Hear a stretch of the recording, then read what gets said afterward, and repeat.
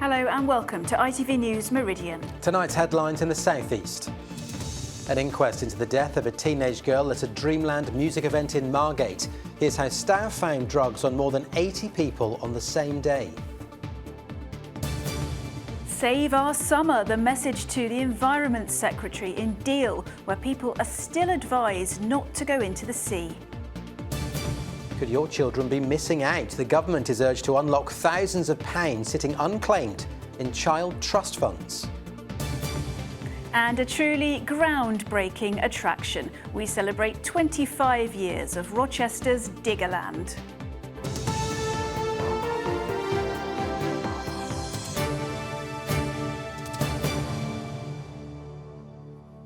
Good evening. An inquest into the death of a 17-year-old girl at Dreamland in Margate heard how staff found drugs on more than 80 people on the same day. Emily Stokes fell ill at the drum and bass event in June last year. She was taken to the QEQM hospital where she suffered a cardiac arrest, and despite the best efforts of medics, she didn't survive.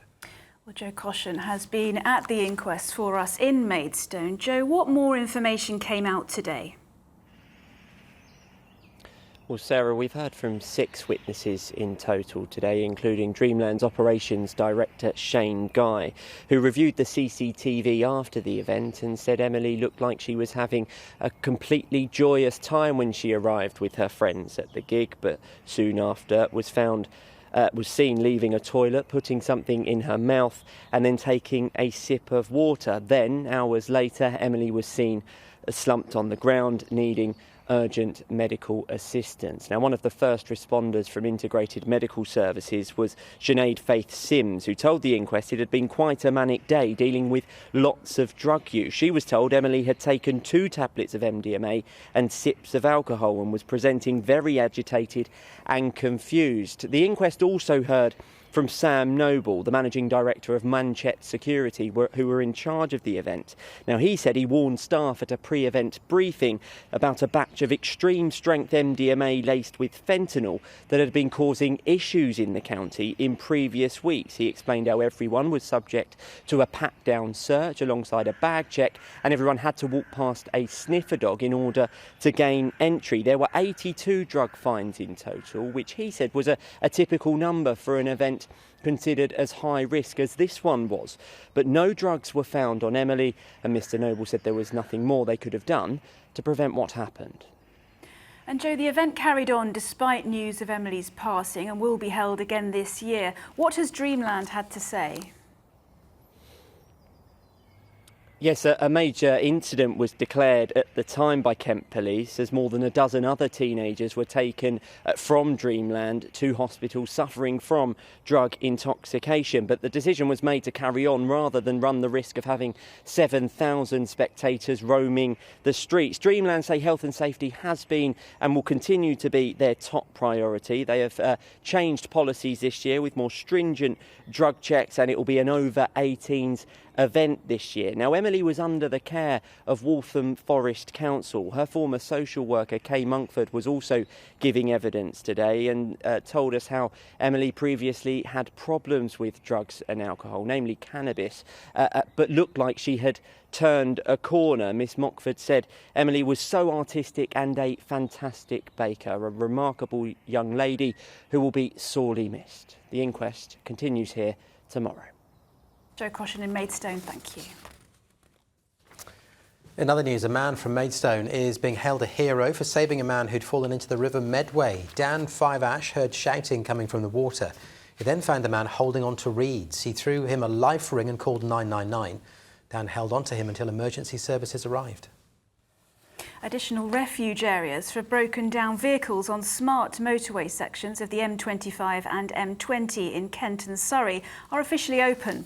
The year-long programme to add 13 new bays comes after safety concerns, but campaigners fear drivers are still at risk without a hard shoulder. National Highways says smart motorways are safer than conventional ones. The Environment Secretary visited Deal today and faced angry demands for more frequent testing of seawater there.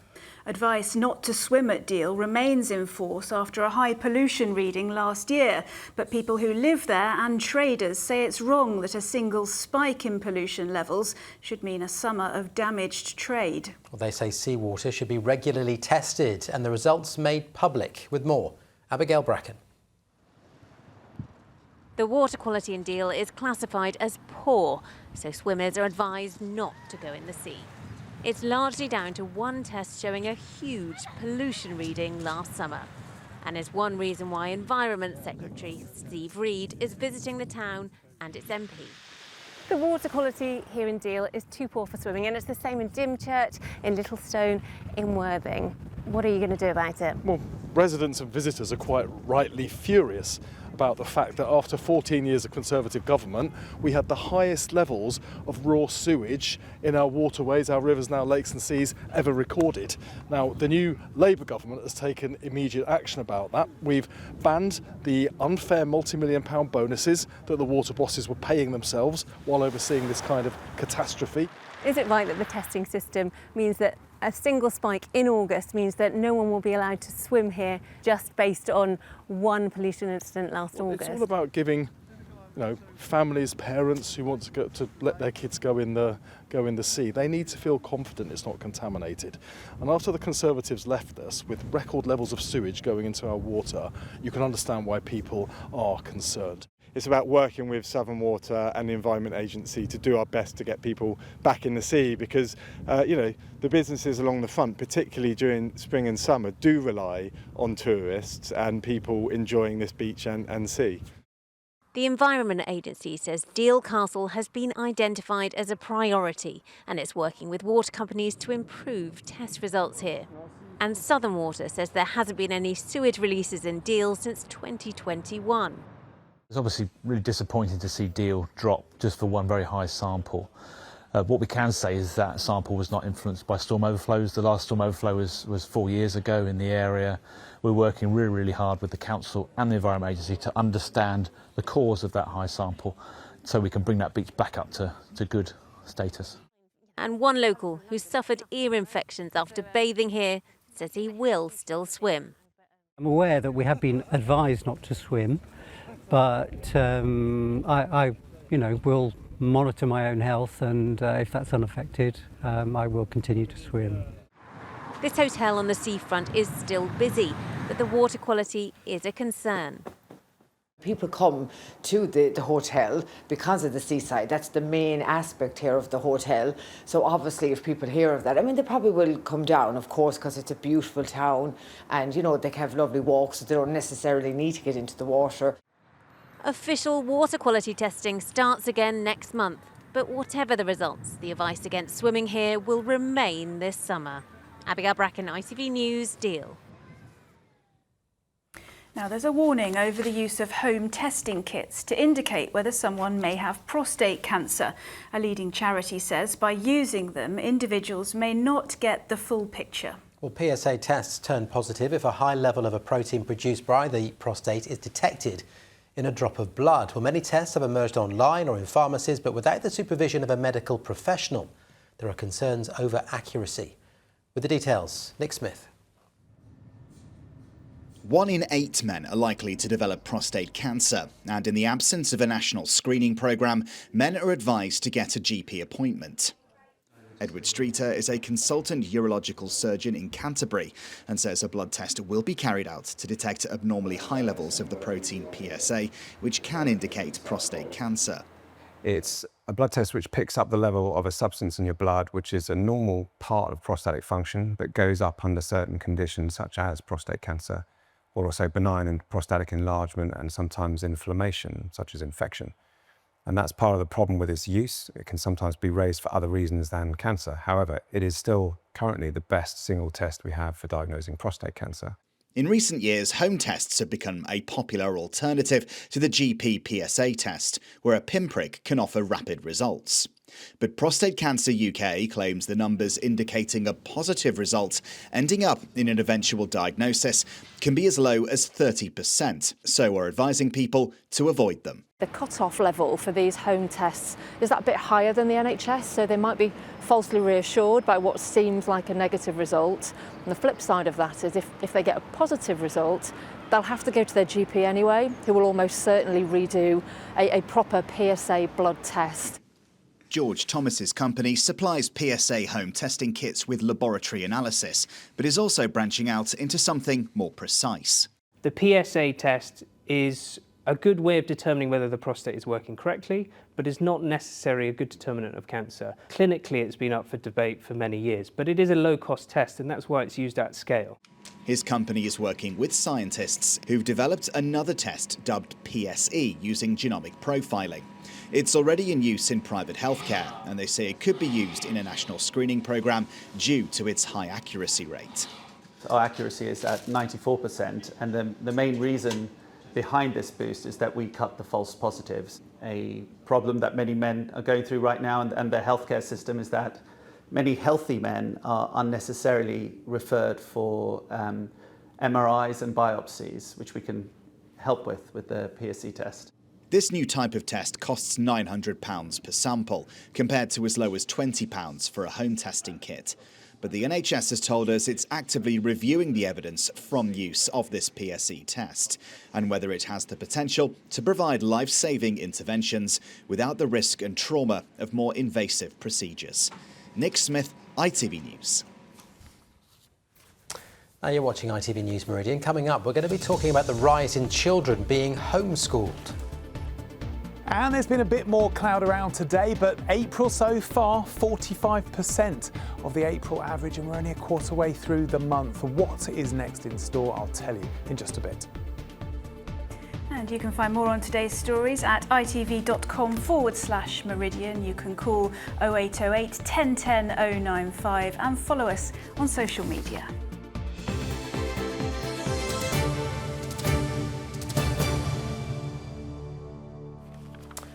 Now, the minister responsible for devolution was in Sussex today, one of 6 areas which could see an elected mayor make decisions on key issues, including housing, transport and infrastructure. In other areas, there has been frustration because they've not been included in the plans, which the government says will deliver opportunities and growth. James Dunham has more. Jim McMahon was in Crawley officially opening a £14 million innovation centre, a refurbished building designed to attract companies. The local MP and council leader were delighted to see the devolution minister in town. After all, his government wants to give more powers to politicians in Sussex, so too in Essex. But Kent and Medway aren't in line yet.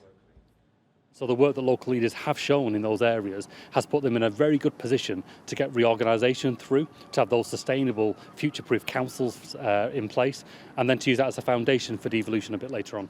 So are you saying to people in those areas which haven't been selected that you're not worthy of this investment right now? Not at all. We believe that all of England is worthy of investment, and that's why... But they've not been selected for this. And that's why the English Devolution White Paper sets out an ambition to complete coverage of mayoral strategic authorities across the whole of England, supported by empowered local government. And we wanted to make sure that those that were most advanced, those that were ready to go ahead, were able to do that. Within the next 3 years, an elected mayor in Sussex could make decisions on transport, whether there should be more environmentally friendly buses. They'll also manage regeneration projects, like this one. While much of the office space at the Innovation Centre is currently empty, its potential to house up to 40 businesses is an example of investment which the government says will only increase under devolution, with more funding promised to drive economic growth. For the energy firm showing off its solar technology to the minister, the idea of taking power away from Westminster is welcomed. We have aspirations to do more locally as well that impact positively public sector buildings here in the UK. So taking decision making more remotely, I think, can be only should be a positive thing. Do you think devolution would make a difference? On the buses, some scepticism. I don't think so, because we have really positive relationships with our local councils, West Sussex, Surrey, Brighton and Hove. Because we have positive relationships, it's difficult to see at the short term what the benefits of devolution will bring. The Conservative leader, on a visit to an air and naval defence production firm, said devolution should not be driven from Downing Street. I worry about top-down devolution, where it is Westminster or Whitehall that's deciding what's happening to local people. Devolution should start bottom-up, where people take the power themselves, rather than artificial structures being created. A public consultation on devolution ends Sunday. If the government's dramatic changes to local democracy go through, it could be a mayor instead of a minister appearing at future photo shoots. James Dunham, ITV News, Crawley. Now the ITV Evening News continues with the national and international stories at 6:30. With more for us this evening, Lucrezia Millarini. Coming up on tonight's Evening News, 2 children found guilty of killing a pensioner in a vicious assault in a park. Bim Kohli died the day after the attack. As the King and Queen continue their visit to Italy, here Prince Harry is at court in a bid to reinstate his UK security. And Meghan reveals details of her postnatal health battle in her latest podcast. Join me for those stories and more at 6:30. Now, the number of children being homeschooled in the South East has risen sharply, with thousands more now being taught outside of the school system. Well, many parents see it as a benefit to their children, but one think tank says it's a sign that schools are not meeting the needs of many. Here's Kevin Ashford. Go on then, tell me what you do. Noah Chisty is being homeschooled. The 13-year-old is getting his education via a school that's online. I have tutors, I can email them, they respond really quickly, and I do like that it's just me and I get on with it, no distractions. I really like the free aspect of it, where you're kind of very independent and you choose your schedule and you can choose what you want to do. Noah was first homeschooled when he was at primary school, as it meant the family could be with his dad, who was travelling the country for work. This time is because Noah wasn't happy with his experience of secondary school. Do you worry that you misses out sort of mixing with other kids at all? Yeah, everybody asks this. He does go to Scouts every week, he does a drama class every week. What else? He goes to chess club, he goes to a maths tutor. So he is getting lots of social experiences with children his age. Data collection about the number of youngsters being homeschooled has only happened in recent years, but the signs are it's a growing trend. Here in the South East, the number of children recorded as being taught at home has risen in the last 3 years from more than 20,000 to more than 25,000. A think tank which aims to improve the lives of young people says for some, homeschooling can be a positive move. But for many, it's a reflection that the education system is failing youngsters.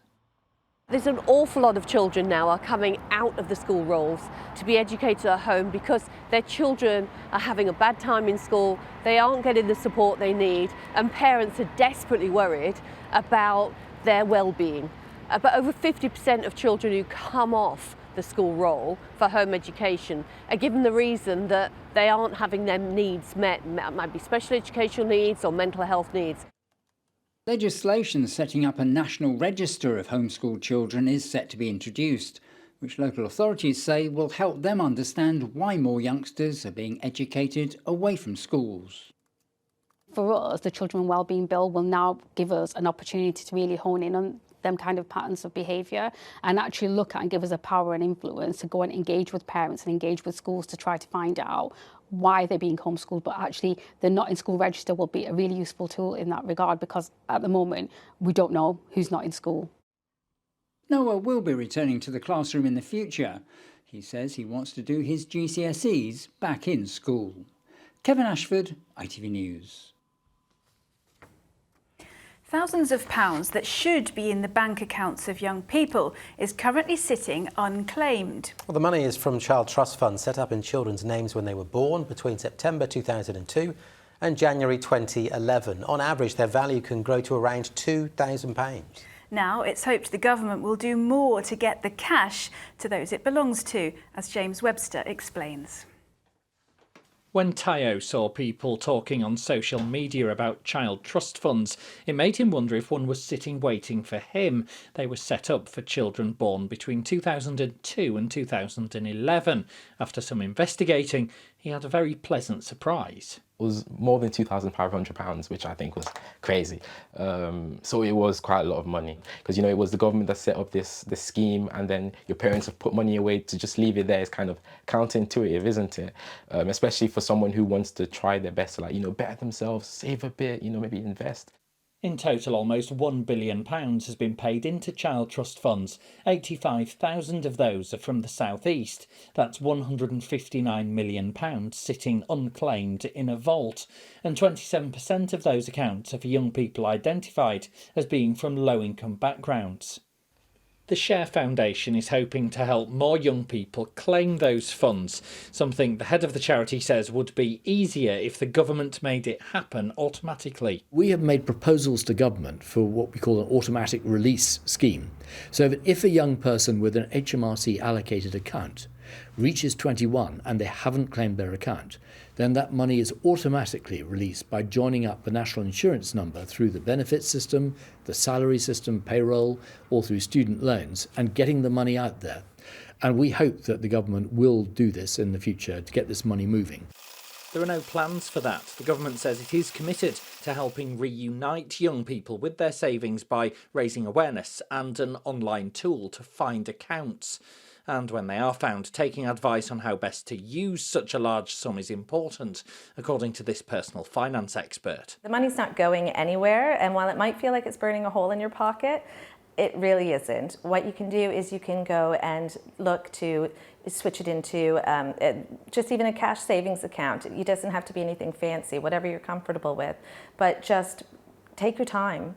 After treating himself to a small holiday, Tayo decided the rest of his money should be invested for the future. I'm looking to a bit more when I'm like 29, 30s, you know, decent 5-10 year range. Hopefully maybe a down payment for a house. The thing is, this is where it starts. It starts taking these small steps, increasing it by 1%, maybe saving a bit more every month, you know, and then who knows, it might grow into something beautiful. That's why Tayo hopes more young people will do what he did and search for their trust funds so the money no longer stays locked away and unused.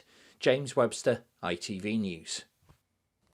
Good advice there. We don't qualify, sadly. You're going to double check, aren't you? I've got to double check. Although I did like how Tayo was kind of like, you know, when I'm 29 or 30, like really old, he was basically suggesting. And he had a holiday. Yes, that's right. It's all good. Now, businesses in the South East have faced their share of challenges over the last few decades, but a unique theme park which started in Kent has stood the test of time. Yes, Diggerland is celebrating its 25th anniversary, and we sent Megan Samrai to try out some of the machinery. It's one of the South East's quirkiest attractions, celebrating 25 years. The construction-themed adventure park brings children's playrooms to life, and Diggerland says visitor numbers are increasing year on year. They get that hands-on experience. They can feel the controls. They can, you know, feel the pedals under their feet. They can ride on the diggers. They actually come to Diggerland. They're like, wow, I can go on this, I can experience this. And that's what I think makes it so popular after all this time. Like many businesses, they've had to face some rocky economic moments in the last 25 years. And with bills going up in what's being dubbed Awful April, can people still dig out enough cash to spare on things like amusement parks? The cost of diesel has gone up, and most of our machines use diesel, so that's a massive impact for us. And yeah, business and energy costs are going up, of course. Have we had to put our prices up a little bit? Yeah, we have. Has everybody had to do that? Yes. And I think that customers expect that. They know that things are going up. Even in the South East, with the Eurostar closing, you know, Ebbsfleet Station has gone, Ashford Station has gone. That means that the European visitors aren't quite coming over. So it's trying to adapt, and it's trying to still stay ahead of the market and still try and stay ahead of the game. Diggerland opened its first park here in Kent back in 2000, giving children and families the opportunity to operate real-life machinery like this digger here, although it seems like I'm still getting the hang of it. There's lots of things to do. What about you? We can play everywhere. Everywhere. Is it quite scary doing the diggers, or is it just fun? Fun. And it's really fun as we using the claw to try and pick up bricks or knock down men and catch ducks. This will be my 8th year this year, and it's been a long while, but you know, I love it, so that's why I'm still here. We have like stag do's or parties coming in. That's always quite a fun, memorable one because they're always having a great time, you know, and especially when half of them don't know what's going on and they're like, oh, we're just going to play on some kids' rides. No. You're going to be doing some racing, you're going to be doing some challenges. That's always fun to do. Unfortunately for me, I'm scared of heights. But I was persuaded to give the Spin Dizzy ride a go. Although some things are best kept away from the faint of heart. Megan Samurai, ITV News, Strood. Well, it looks good. Brilliant. It does look fun. Yeah, and nobody was hurt making that film. We ought to sort of stress that. And the camera was fine too. Let's get a check on the weather forecast. Here's James.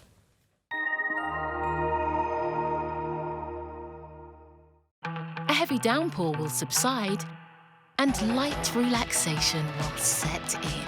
TUI sponsors ITV Meridian weather. Hello, good evening. We've seen some high cloud drifting down all the way from Wales into our patch today. That's going to clear away and it should be a case of seeing more sunshine tomorrow. There is a caveat. The high pressure that's keeping things settled, just trying to pull in some cloud down to the North Sea into our neck of the woods. But over the next few days, high pressure remains in control. Just towards the end of the weekend, we might see 2 areas of showery bits of weather just trying to sneak into our area, but that's a long way away, so I have to keep an eye on that. As far as tonight goes, the cloud from today clears away. Towards the end of the night, we start to see more cloud pushing down from the North Sea. So in between, lots of clear skies and very light breezes. So we might see 1 or 2 mist patches and possibly a localised frost, but it shouldn't last too long. That cloud will start to push in and just level off the temperatures, bottoming out at around 4 to 7. So tomorrow morning, this cloud is going to start pushing its way in, but once the sun gets going, it'll just start to nibble it back. So a bit of a battleground during the early part of the day, but hopefully, apart from a bit of persistent cloud trying to push into Kent, I think on the whole, we're looking at, again, a nice end to the day, and temperatures not doing too badly either, 13 or 14 Celsius. Just might see the breeze picking up a bit as we head into the afternoon. That'll keep things on the fresh side. Rinse and repeat, more cloud around early on Thursday before the sun burns it back. Temperatures starting to rise nicely, 17 or 18 Celsius if you can get away from the coast, and then getting well into the 20s in 1 or 2 parts on Friday. TUI sponsors ITV Meridian weather.